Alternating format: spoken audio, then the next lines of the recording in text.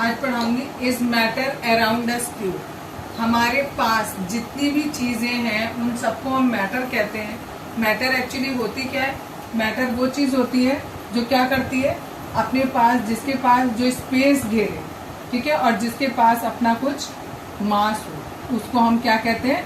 Matter कहते हैं। कोई भी ऐसी चीज जो स्पेस घेरे और जिसके पास मास हो, जैसे ये मार्कर, ठीक है, इसके पास अपना मास भी है और ये जगह भी घेरेगा, तो इसको हम मैटर कहेंगे।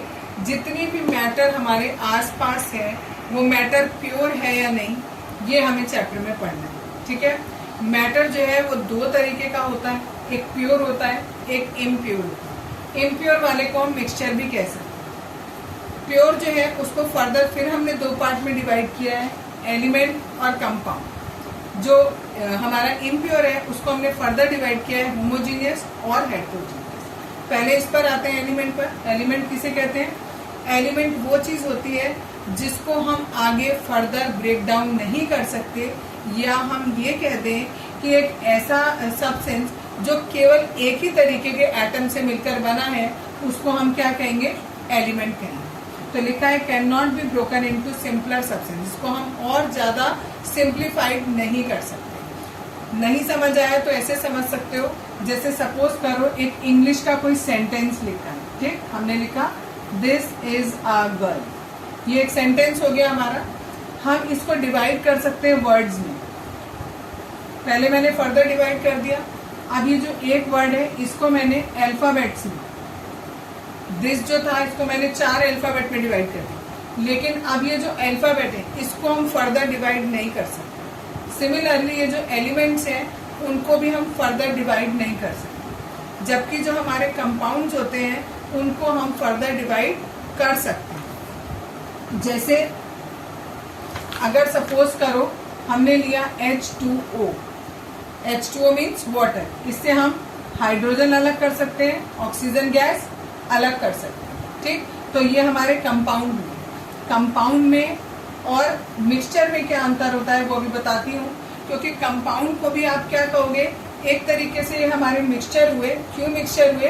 क्योंकि इसमें हमारी दो चीजें मिली हुई। इसमें हमारे पास केवल एक सिंगल चीज थी, यहाँ पर हमारी दो चीजें मिली हुई हैं, लेकिन ये दोनों या तीनों चीज, जरूरी नहीं है दो ही चीज हो। सपोज हमने लिया ग्लूकोज, ग्लूकोज में हमारी 3 चीजें, कार्बन है, हाइड्रोजन है, ऑक्सीजन है, ये हमारी 3 चीजें, लेकिन ये जो तीनों चीज मिली हुई है इनका एक फिक्स प्रपोर्शन है, ठीक है, ये फिक्स प्रपोर्शन में मिली है। ग्लूकोज आप कहीं से भी लो, उसमें कार्बन 6 होंगे, हाइड्रोजन 12 होंगे और ऑक्सीजन 6 होंगे। इसी तरीके से आप पानी कहीं से भी लेते हैं, 2 हाइड्रोजन होंगे और 1 ऑक्सीजन होगा। तो जब हमारा ऐसा मिक्सचर बनता है जो 2 या 2 से ज्यादा चीजों से मिलकर बनाया गया हो, लेकिन उनका प्रपोर्शन फिक्स हो, तो हम उसको क्या कहते हैं? कंपाउंड कहते हैं। इसीलिए लिखा है हैव फिक्स कॉम्पोजिशन और can be broken down into elements. ये 2 पॉइंट्स हो गया, ठीक है। पहला पॉइंट ये कि इसका फिक्स प्रपोर्शन कंपोजिशन होता है, और दूसरी बात हम इसको ब्रेक कर सकते हैं। एग्जाम्पल में मैंने आपको ये लिखा। नेक्स्ट है अब मिक्सचर। मिक्सचर कैसा? मिक्सचर हो गया इम्प्योर। हमारा 2 तरीके का होता है, होमोजीनियस और हेट्रोजीनियस। होमो का मतलब होता है एक जैसा, और हेट्रो मीन्स अलग अलग। होमो मतलब एक जैसा कह रहे हैं, मतलब यूनिफॉर्म कॉम्पोजिशन, यानी आपने किन्हीं 2 चीजों को एक साथ मिलाया और मिलाने के बाद उनका जो कॉम्पोजिशन है वो बिल्कुल एक जैसा हो गया। आपको पता नहीं चल रहा पहली चीज कहाँ है और दूसरी चीज कहाँ है, ठीक। जैसे दूध में आपने पानी मिला दिया, या शुगर इन वाटर। अगर आप पानी में शुगर मिला दोगे तो आपको बाद में पता नहीं चलेगा कि कहाँ पर शुगर का मॉलिक्यूल है और कहाँ पर पानी का मॉलिक्यूल है। यहाँ पर हेट्रोजीनियस, हेट्रोजीनियस में नॉन यूनिफॉर्म कॉम्पोजिशन होता है, मतलब आपको अलग अलग 2 चीजें जो आपने मिलाई हैं उसके पार्टिकल्स अलग अलग दिखाई देंगे। जैसे सैंड इन वाटर, पानी में आपने क्या ले लिया? रेत ले लिया, तो रेत के पार्टिकल आपको अलग अलग दिखाई देंगे, उसे हम क्या कहते हैं? हेट्रोजीनियस कहते हैं, ठीक। अब वापस हम इसको डिटेल में डिस्क्राइब करेंगे, दैट इज एलिमेंट, ठीक। एलिमेंट को हम 3 पार्ट में डिवाइड करेंगे, मेटल्स, मेटलाइट्स और नॉन मेटल्स। मेटल और नॉन मेटल तो आपने 8th क्लास में पढ़ा है, बट ये मेटलाइट्स आपने नहीं पढ़ा, ठीक है। मेटलाइट पढ़ा भी हो किसी ने तो बहुत थोड़ा सा आया था मेटलाइट। मेटल और नॉन मेटल जो होते हैं वो जस्ट एक दूसरे के ऑपोजिट होते हैं। यहाँ हमने लिखा कि ये मैलिएबल होते हैं। मैलिएबल का क्या मतलब होता है कि आप जो भी मेटल्स होती हैं उनकी शीट्स बना सकते हैं। जैसे आपके पेपर की शीट होती है, ठीक है, आप मेटल की भी शीट्स बना सकते हैं। एल्यूमिनियम फॉयल आती है, that is the example of malleability. आपने एल्यूमिनियम की क्या बना ली, शीट बना ली पेपर से, तो ये मैलिएबल होती है। मेटल मैलिएबल होता है तो नॉन मेटल क्या होता है, नॉन मैलिएबल होता है। यानी अगर हम उससे चाहेंगे कि उसको मेटल को हैमर से मार मार के हम उसको इतना पतला कर दें कि उसकी शीट बन जाए, तो मेटल में पॉसिबल है लेकिन नॉन मेटल में पॉसिबल नहीं है। क्यों नहीं है, क्योंकि जैसे ही हम नॉन मेटल के ऊपर हथौड़ा मारते हैं वो टूट जाए। ठीक, नेक्स्ट है डक्टाइल। डक्टाइल का मतलब होता है तार, बिल्कुल ऐसे पतले पतले तार। ठीक है, कोई एक मेटल थी, उस मेटल को आपने इतना खींचा कि उसके पतले पतले तार बने। ठीक है, तो मेटल्स डक्टाइल होती हैं लेकिन नॉन मेटल्स डक्टाइल नहीं होती। यानी यहाँ पर आप पतले पतले तार बना सकते हैं, वहां पर आप पतले तार नहीं बना सकते। आपने जनरली देखा होगा जो आपके घर में इलेक्ट्रिसिटी होती है, इलेक्ट्रिसिटी के जो वायर्स होते हैं उसमें कॉपर की वायर लगी होती है। ठीक है, तो copper wire is the example of ductility of the copper. Next है कंडक्टर। कंडक्टर में गुड कंडक्टर, मेटल जो होते हैं वो गुड कंडक्टर होते हैं, हीट के भी और इलेक्ट्रिसिटी के भी, जबकि ये वाले क्या होते हैं, बैड कंडक्टर होते हैं। ठीक है, इनमें ना हीट पास होगी और ना ही इलेक्ट्रिसिटी पास होगी, जबकि इनमें हीट और इलेक्ट्रिसिटी दोनों ही बहुत तेजी से पास होगी। इसीलिए जो हम किचन में बर्तन बनाते हैं वो हमारे मेटल के होते हैं, क्योंकि वो गुड कंडक्टर ऑफ हीट होते हैं, फटाफट गर्म हो जाते हैं। आपने गैस पे रख के गैस जलाई, फटाफट आपका जो बर्नर वो बर्तन था वो फटाफट गर्म हो गया। That means they are good conductor of heat. ठीक, और इलेक्ट्रिसिटी में अभी मैंने बताया कॉपर का वायर होता है अंदर, तो कॉपर क्या होता है, बहुत ही अच्छा कंडक्टर है किसका, इलेक्ट्रिसिटी का। फटाफट यहाँ से स्विच आपने ऑन किया, फटाफट दूर तक आपका करंट पहुंच गया, तो that is good conductor of heat and electricity. Next है हैव लस्टर। जितने मेटल्स होते हैं उनमें बहुत चमक होती है, जबकि जो नॉन मेटल्स होते हैं उनमें बिल्कुल भी चमक नहीं होती है। Exceptions are always there. Class 8 में आपने एक्सेप्शंस याद किए हैं कि कुछ मेटल्स भी ऐसी होती हैं जिनमें लस्टर नहीं होता।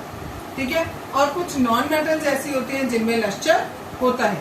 ये मैं आपको डिटेल में अभी दोबारा से कराऊंगी, कई कई चीजें कि जो जो एक्सेप्शंस है वो डिटेल में दोबारा पढ़ाऊंगी। मेटलॉइड्स किसे कहते हैं, मेटलॉइड वो चीजें होती हैं जो इन दोनों के बीच की होती है। ठीक, दैट मीन्स इनमें कुछ प्रॉपर्टीज मेटल की होंगी और कुछ प्रॉपर्टीज नॉन मेटल की होंगी।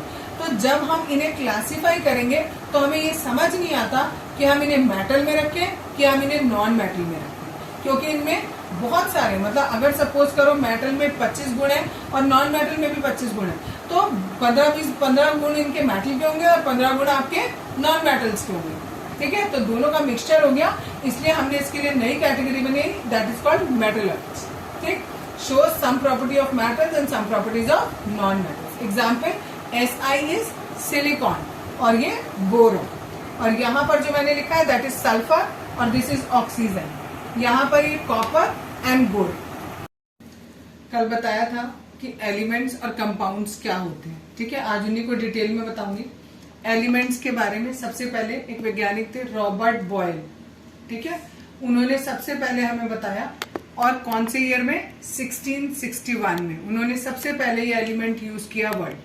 ठीक, फिर आए एंटोनी लॉरेंट लेवर्सी, ये फ्रेंच के केमिस्ट थे और इन्होंने एक बहुत यूजफुल डेफिनेशन बताई एलिमेंट की। वो डेफिनेशन क्या थी, वो ये थी, यानी इन्होंने डिफाइन किया एलिमेंट को, बताया element as a basic form of matter. इन्होंने बोला कि जो एलिमेंट है वो बिल्कुल बेसिक फॉर्म है मैटर का, यानी कोई भी मैटर जो है वो किससे बना होता है, एलिमेंट से बना होता है। That can not be broken down into simpler substance, जिसको हम और छोटे पार्ट में डिवाइड नहीं कर सकते किसी भी केमिकल रिएक्शन के द्वारा। और इन्होंने बताया कि जो मेटल्स हैं, जितने भी एलिमेंट्स हैं, सॉरी मेटल्स हैं, जितने भी एलिमेंट्स हैं उनको हम 3 पार्ट में डिवाइड कर सकते हैं, मेटल्स, नॉन मेटल्स और मेटलॉइड्स। ये कल भी बता चुकी हूँ, बस आज मेटल्स का बताऊंगी आपको। मेटल में लस्टर होता है, मीन्स चमक होती है बहुत ज्यादा, सिल्वर ग्रे कलर के होते हैं, गुड कंडक्टर ऑफ हीट और इलेक्ट्रिसिटी होते हैं, डक्टाइल है, मीन्स आप उसके तार बना सकते हो मेटल के, मैलिएबल मीन्स उसके आप शीट्स बना सकते हो, सोनोरस, सोनोरस का मतलब होता है कि अगर आप मेटल के ऊपर किसी भी चीज से स्ट्राइक करोगे तो उसमें से आवाज आएगी, और उसके एग्जाम्पल है गोल्ड, सिल्वर, कॉपर। ठीक है, बिल्कुल सेम इसी तरीके से मैंने कल आपको बताया था नॉन मेटल्स का और मेटलॉइड्स का।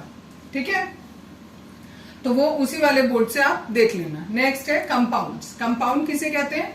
It is a substance composed of 2 और more elements chemically combined with one another in a fix proportion. अगर आपने कोई भी 2 या 2 से ज्यादा सब्सटेंस लिए, सपोज हमने हाइड्रोजन लिया और ऑक्सीजन लिया, इन दोनों का एक फिक्स प्रोपोर्शन लिया, मींस 2 ये लिए और केवल एक ये लिया, H2 और एक ऑक्सीजन लिया, इन दोनों ने मिलकर क्या बना दिया? H2O। दैट मीन्स वाटर का एक मॉलिक्यूल बना दिया। तो ये वाटर जो है वो हमारा कंपाउंड हो गया, और ये किससे मिलकर बना है? हाइड्रोजन से और ऑक्सीजन से मिला है। इसका एक और एग्जाम्पल, कार्बन और ऑक्सीजन लिया आपने, इस बार हमने कार्बन एक लिया और ऑक्सीजन हमने 2 लिया, तो क्या बन गया? Carbon dioxide. केमिकली इनको रिएक्ट कराएंगे तो हमारे ये कंपाउंड बन जाएंगे। ठीक है, तो कंपाउंड हम किसे कह रहे हैं? जब ये 2 चीज या 2 से ज्यादा चीज जब आप लेते हो लेकिन बिल्कुल फिक्स प्रपोर्शन में हो। ठीक है, ये नहीं कि ये आपने एक की बजाय आधा ले लिया या पौना ले लिया या 1/4 ले लिया, ऐसे नहीं लेना, फिक्स अमाउंट लेना है। ठीक है, आगे देखो, इस कंपाउंड की कुछ खास बातें, क्या क्या प्रॉपर्टीज हैं या फीचर्स कह सकते हैं कंपाउंड के। पहला है properties of compound is different from Dooj of its constituent. Constituent का मतलब होता है कि वो जिससे मिलकर बना है। जैसे मैंने अभी आपको बताया पानी, पानी मैंने बोला हाइड्रोजन से और ऑक्सीजन से मिलकर बनता है। प्रॉपर्टीज ऑफ कंपाउंड, कंपाउंड हमारा कौन था? ये, और ये दोनों हमारे कौन थे? कॉन्स्टिट्यूएंट्स थे। ये हमारा कंपाउंड और ये हमारे कॉन्स्टिट्यूएंट है। तो कह रहे प्रॉपर्टीज ऑफ कंपाउंड, इस कंपाउंड की जो प्रॉपर्टी होगी वो इन दोनों से बिल्कुल अलग होगी। यानी जो वाटर की प्रॉपर्टी होती है वो ना तो हाइड्रोजन की प्रॉपर्टी से मिलेगी ना ऑक्सीजन की प्रॉपर्टी से मिलेगी, इसकी अपनी नई प्रॉपर्टीज होंगी। ठीक, fix boiling and melting point, इनका मेल्टिंग पॉइंट और बॉइलिंग पॉइंट फिक्स होगा। मेल्टिंग पॉइंट का मतलब वो वाला टेम्परेचर जिस पर ये पिघलना शुरू कर दे, और बॉइलिंग पॉइंट का मतलब जिस पर ये उबलना शुरू कर दे। ये दोनों फिक्स होते हैं। फिक्स इसलिए होते हैं क्योंकि यहाँ पर जो भी हमने कॉन्स्टिट्यूएंट लिए हैं वो फिक्स प्रोपोर्शन में लिए हैं, इसलिए मेल्टिंग पॉइंट और बॉइलिंग पॉइंट भी फिक्स होता है। होमोजीनियस सब्सटेंस होते हैं। अगर आपने दोनों चीजों को मिला लिया तो उसके बाद आप नहीं बता पाओगे कि कहाँ हाइड्रोजन है कहाँ ऑक्सीजन है। ठीक है, इसलिए होमोजीनियस सब्सटेंस होते हैं। नेक्स्ट प्रॉपर्टी है, जो इसके ये कॉन्स्टिट्यूएंट्स हैं उनको हम दोबारा से प्राप्त कर सकते हैं। ये हमने इन दोनों से मिलकर ये बना लिया, इन दोनों, इससे हम वापस H2 और O2 भी बना सकते हैं। कैसे? By chemical process. अगर हम इसमें केमिकल प्रोसेस लगाएं तो ये वापस हमारा इससे ये बन सकता है। ये हमारी कंपाउंड की प्रॉपर्टीज होगी। नेक्स्ट टॉपिक है मिक्सचर। मिक्सचर किसे कहते हैं? अगर हम 2 या 2 से ज्यादा कंपाउंड लें या फिर एलिमेंट्स लें और उन्हें मिक्स कर दें किसी भी प्रोपोर्शन में। फिक्स प्रोपोर्शन जरूरी नहीं है, यहाँ पर कंपाउंड में फिक्स प्रोपोर्शन जरूरी था, और यहाँ पर हम क्या कर रहे हैं? किसी भी प्रोपोर्शन में ले लें। कंपाउंड में हमने केवल एलिमेंट्स लिए थे, कंपाउंड नहीं लिए थे वहां, क्योंकि कंपाउंड तो हमें बनाना ही था। ठीक, और मिक्सचर में हम क्या कर रहे हैं? चाहे एलिमेंट लें चाहे हम कंपाउंड लें, 2 चीजों को हमने मिक्स कर दिया, किसी भी प्रोपोर्शन में मिक्स कर दिया, तो उससे हमारा क्या बनता है? मिक्सचर बनता है। मिक्सचर 2 तरीके का होता है, होमोजीनियस हो सकता है या फिर हेट्रोजीनियस हो सकता है। ठीक है, प्रॉपर्टीज ऑफ कॉन्स्टिट्यूएंट रिटेन, मतलब अगर आपने कोई मिक्सचर बनाया, 2 या 2 से ज्यादा चीज लेकर आपने मिक्सचर बनाया, तो उस मिक्सचर में उन कॉन्स्टिट्यूएंट की प्रॉपर्टी होगी। जैसे यहां मैंने कहा था ये जो पानी बना है इसमें ना हाइड्रोजन की प्रॉपर्टी होगी ना ऑक्सीजन की प्रॉपर्टी होगी। लेकिन जब आप मिक्सचर बनाते हो, मिक्सचर लिया आपने, सपोज पानी लिया और शुगर लिया, ठीक है, इन दोनों को आपने मिक्स कर दिया, ठीक है, तो ये क्या बनेगा? शुगरी वाटर बन गया आपका। ठीक, तो इस शुगरी वाटर में आपके शुगर की भी प्रॉपर्टी होंगी और वाटर की भी प्रॉपर्टी होंगी। नो न्यू कंपाउंड फॉर्म, कोई नया कंपाउंड नहीं बनेगा। पानी है और चीनी है, मिक्स किया तो मीठा पानी बन गया, कोई नई चीज नहीं बनी। Not fix melting point and boiling point, इसका मेल्टिंग पॉइंट और बॉइलिंग पॉइंट फिक्स नहीं होता। क्यों नहीं हो रहा फिक्स? बिकॉज यहाँ पर जो कॉम्पोजिशन है वो फिक्स नहीं है, जो कॉन्स्टिट्यूएंट है उनकी प्रोपोर्शन फिक्स नहीं है, इसलिए यहाँ पर बॉइलिंग पॉइंट और मेल्टिंग पॉइंट भी फिक्स नहीं होता। नेक्स्ट है elements can be separated by simple physical process. यहां पर हम कैसे अलग कर रहे थे, केमिकल प्रोसेस से, और यहां पर हम सिंपल फिजिकल प्रोसेस से भी कॉन्स्टिट्यूएंट को अलग अलग कर सकते हैं। कल बता दिया था मिक्सचर तक तुम्हें। अब है सॉल्यूशन। सॉल्यूशन किसे कहते हैं? It is a type of homogeneous mixture of 2 और मोर सब्सटेंस। अगर हम 2 या 2 सब्सटेंस को मिला लेते हैं और उसका होमोजीनियस मिक्सचर बनता है तो उसी को हम क्या बोलते हैं? सॉल्यूशन बोलते हैं। सॉल्यूशन जो है, नाम सुनने में आपको ऐसा लगता है लिक्विड लिक्विड होगा सब कुछ, ठीक है, बट सॉल्यूशन जो है वो सॉलिड स्टेट में भी हो सकता है, लिक्विड स्टेट में भी हो सकता है और गैसेस स्टेट में भी हो सकता है। ठीक, सॉलिड स्टेट में एलॉय, एलॉय आपने सुना होगा मेटल वाले चैप्टर में। जब 2 या 2 से ज्यादा मेटल को आपस में मिक्स कर देते हैं तो उसे हम क्या कहते हैं? एलॉय कहते हैं। तो इस तरीके से जब आपने 2 मेटल्स को इस तरीके से मिला दिया और इतनी अच्छी तरह मिला दिया कि आपको जो नया मेटल बना उसमें आपको पता ही नहीं चल रहा कि पहला वाला मेटल कहाँ है, दूसरा मेटल कहाँ है, तो उसको हम क्या बोलेंगे? सॉल्यूशन बोलेंगे मेटल का, जिसे हम नाम दे रहे हैं एलॉय। लिक्विड स्टेट में लेमोनेड बोला है। लेमोनेड मतलब नींबू पानी, पानी के अंदर आपने नींबू का रस मिला दिया। गैसेस स्टेट में एयर, एयर भी क्या है? मिक्सचर ऑफ 2 और मोर गैसेस, 2 या 2 से ज्यादा गैसेस मिली हुई है, तो वो भी एक तरीके से क्या है? आपका होमोजीनियस मिक्सचर है। क्यों? क्योंकि आप बता नहीं पा रहे कि इस जगह ऑक्सीजन है कि इधर नाइट्रोजन है, आप नहीं बता पा रहे, तो वो होमोजीनियस मिक्सचर है और इन सबको ही हम क्या बोलेंगे? सॉल्यूशन बोलेंगे। अब यहाँ पर बात आई थी एलॉय की। एलॉय के बारे में एक चीज और बताऊं। एक तो ये बता दिया आपको कि ये मिक्सचर होता है 2 या 2 से ज्यादा मेटल का। It can not be separated into their components. उसके कॉम्पोनेंट में हम उसे अलग नहीं कर सकते। किस मेथड से? By physical method. Chemical method से करो या मत करो वो अलग बात है, फिजिकल मेथड से हम नहीं कर सकते। तो जब हम फिजिकल मेथड से नहीं कर सकते तो हम इसे फिर मिक्सचर में क्यों गिन रहे हैं? क्योंकि मिक्सचर में तो हमने ये पढ़ा था कि हम उसे मिक्सचर कहते हैं जिसे हम फिजिकल मेथड से अलग कर लेते हैं। क्योंकि but still it shows the properties of its constituents. क्योंकि ये क्या दिखा रहा है? जितने भी इसके कॉन्स्टेंट्स हैं उनकी प्रॉपर्टीज ये दिखाता है, इसलिए हम इसे मिक्सचर बोलते हैं और इसे एलॉय का नाम दिया जाता है। ठीक है, नेक्स्ट है अब आपका कॉम्पोनेंट्स ऑफ सॉल्यूशन। 2 कॉम्पोनेंट होते हैं सॉल्यूशन के, एक सॉल्यूट होता है, एक सॉल्वेंट होता है। इसका बहुत अच्छा एग्जांपल ऐसे समझो, सपोज एक आपके पास बीकर है, इस बीकर में आपने पानी ले लिया, ठीक है, ये आपका वाटर है, तो वाटर को हम सॉल्वेंट बोलेंगे। ठीक, इसके अंदर आपने सपोज करो सॉल्ट मिलाया तो ये हमारा सॉल्यूट कहलाएगा। ठीक, तो जिस चीज को हम सॉल्वेंट में मिलाते हैं उसे हम सॉल्यूट कहते हैं और जिस में हम सॉल्यूट मिला रहे हैं उसे हम सॉल्वेंट बोलते हैं।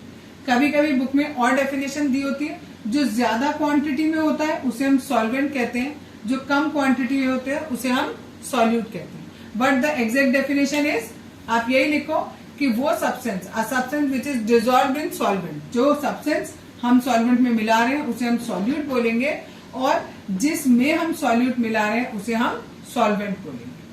कुछ प्रॉपर्टीज है सॉल्यूशन की। पहली प्रॉपर्टी, होमोजीनियस मिक्सचर होता है, बता ही दिया मैंने तुम्हें। दूसरी बात, इसके पार्टिकल का साइज बहुत छोटा होता है, 10 की पावर -9 मीटर का होता है। ठीक, do not scatter a beam of light passing through the solution.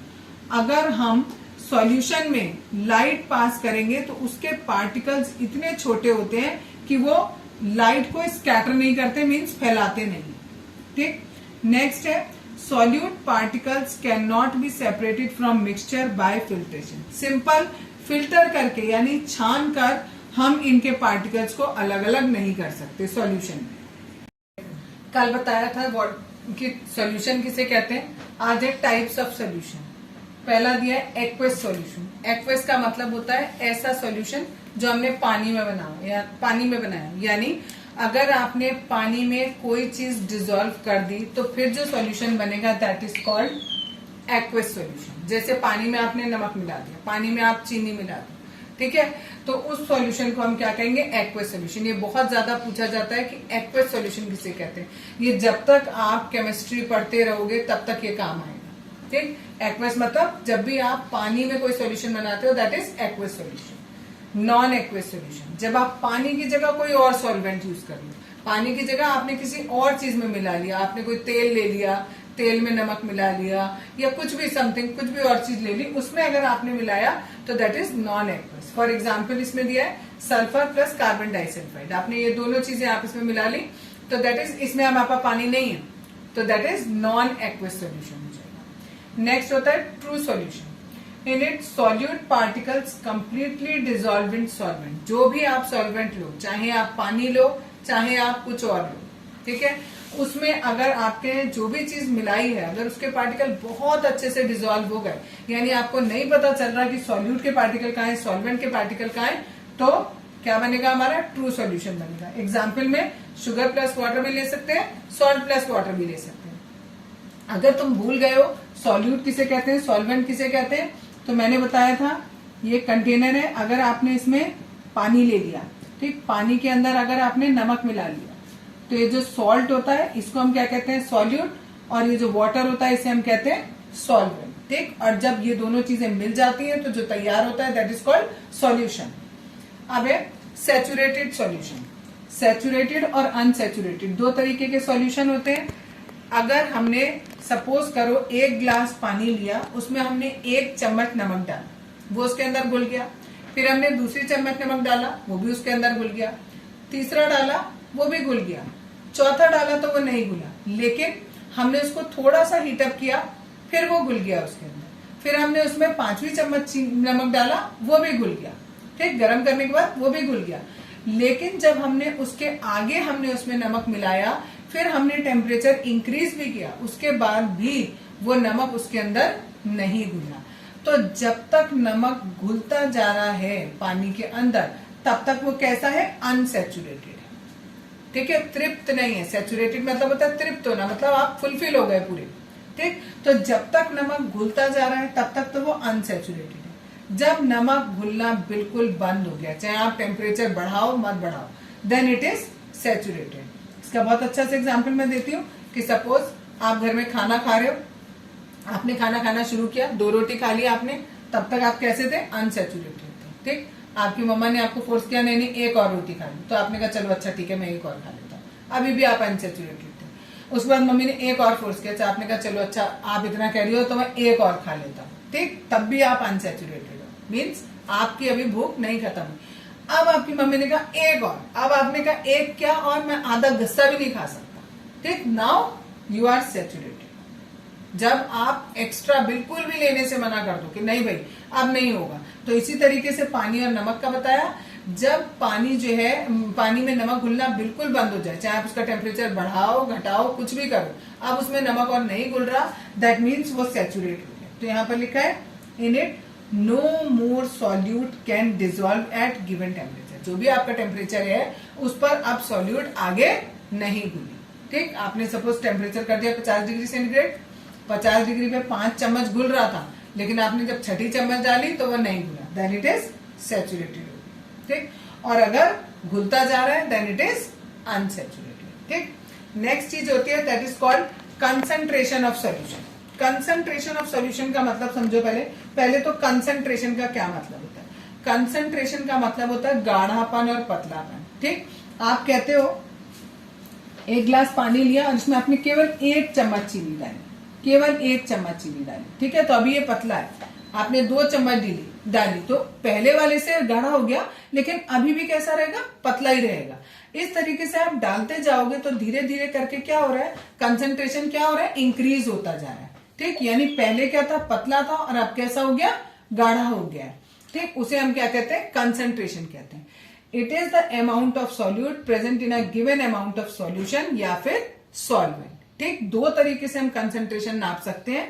एक हमने क्या किया, एक बार तो हमने कहा ये 1 गिलास पानी है, इस 1 गिलास पानी में कितना हमने सॉल्यूट डाला, ठीक, उसको ले रहे हैं। इस बार हम यहां क्या कर रहे हैं, अब हम कह रहे हैं ये पूरा का पूरा हमारा सॉल्यूशन हो गया, ये पूरा सॉल्यूशन है, इस सॉल्यूशन में हम कितना सॉल्यूट डाल रहे हैं।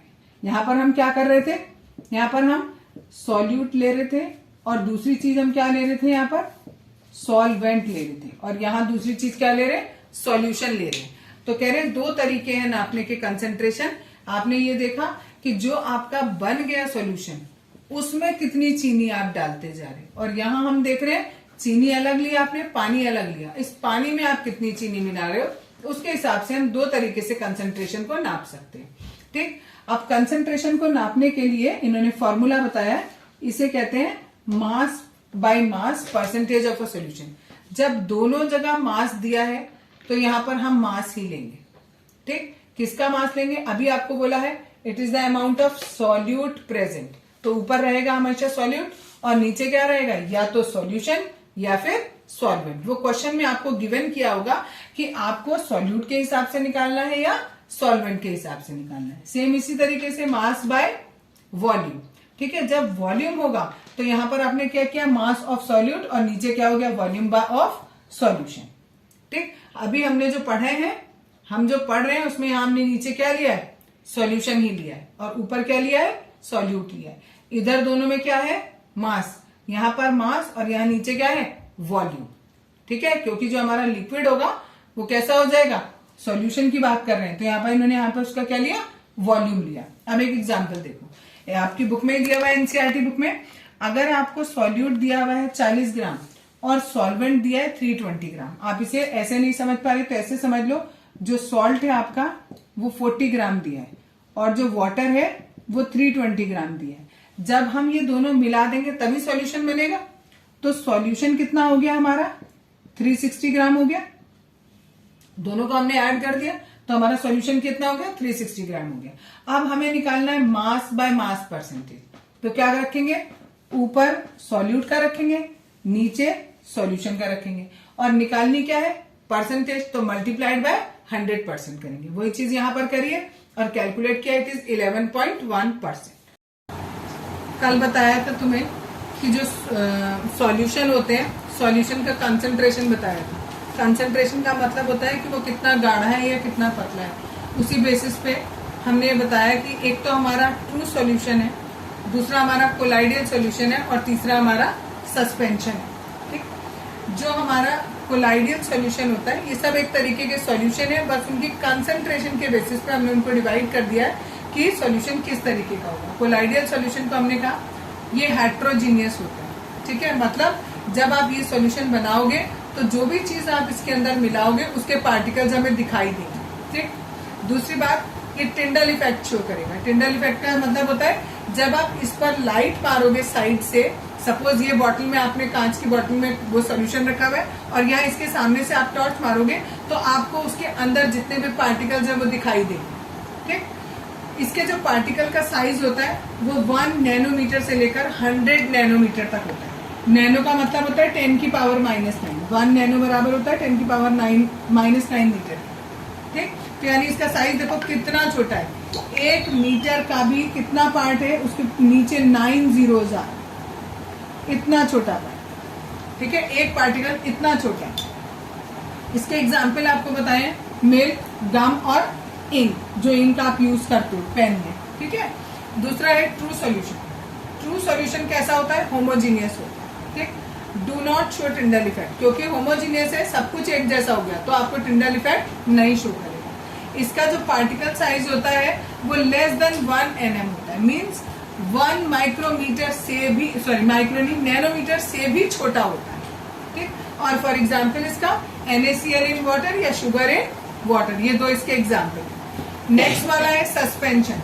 सस्पेंशन का नेचर कैसा होता है, हेट्रोजीनियस होता है, यानी इसमें भी हमें पार्टिकल्स अलग अलग दिखाई देते हैं। Do not show Tyndall effect, ये भी टिंडल इफेक्ट हमें नहीं दिखाता है। ठीक है, और इसका जो पार्टिकल साइज होता है वो 100 nm से बड़ा होता है। यहाँ पर देखो पार्टिकल साइज बताया 1 से 100 के बीच में, यहाँ लेस देन और वहां पर ग्रेटर देन, यानी सबसे छोटा पार्टिकल का साइज इसका होता है। ठीक, इसका पार्टिकल का साइज सबसे छोटा, आफ्टर दैट ये, और उसके बाद वो आए। ठीक, और इसके एग्जांपल मडी रेन, वो रिवर वाटर और dust particles in air. Next topic है फिजिकल चेंज और केमिकल चेंज, ये आप पहले भी पढ़ चुके हो।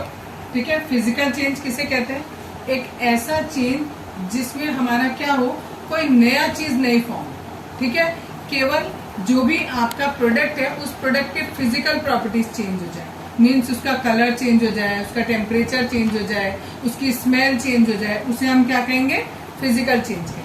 और केमिकल चेंज में हमारा क्या होता है, एक नया सब्सटेंस बन जाता है, जैसे यहाँ पर एग्जांपल देखो, मेल्टिंग ऑफ आइस, आइस था पिघल कर पानी बन गया, लेकिन कोई नई चीज नहीं बनी, ठीक।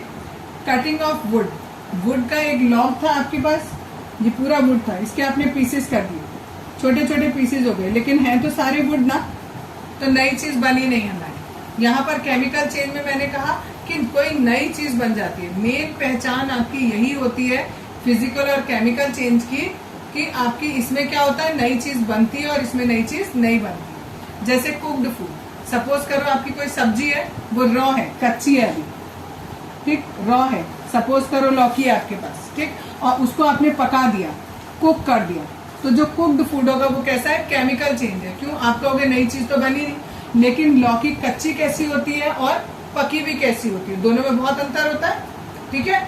तो ये हो गया हमारा वो केमिकल चेंज। और रस्टिंग, रस्टिंग मीन्स किसी चीज के ऊपर जंक लग जाना, ठीक, लोहा है, लोहे के ऊपर जंक लग गया।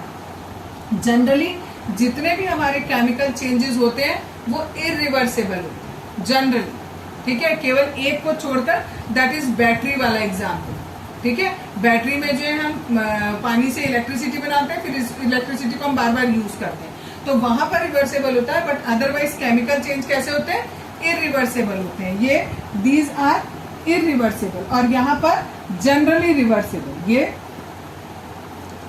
जनरली इरिवर्सिबल, ठीक, और ये वाला रिवर्सेबल होता है, ठीक। जनरली बोल रही हूं, हमेशा नहीं होता, अधिकतर होता है कि ये हमारा रिवर्सेबल हो। जैसे सपोज करो एक कागज था, इस कागज के आपने 4 पीस कर दिए, ठीक है, तो आप इसको वापस जोड़ सकते हो, ठीक, भले बिल्कुल वो बात नहीं आएगी, बट किसी हद तक आपकी बात को आ जाएगी, ठीक। तो दैट इज फिजिकल चेंज, ठीक।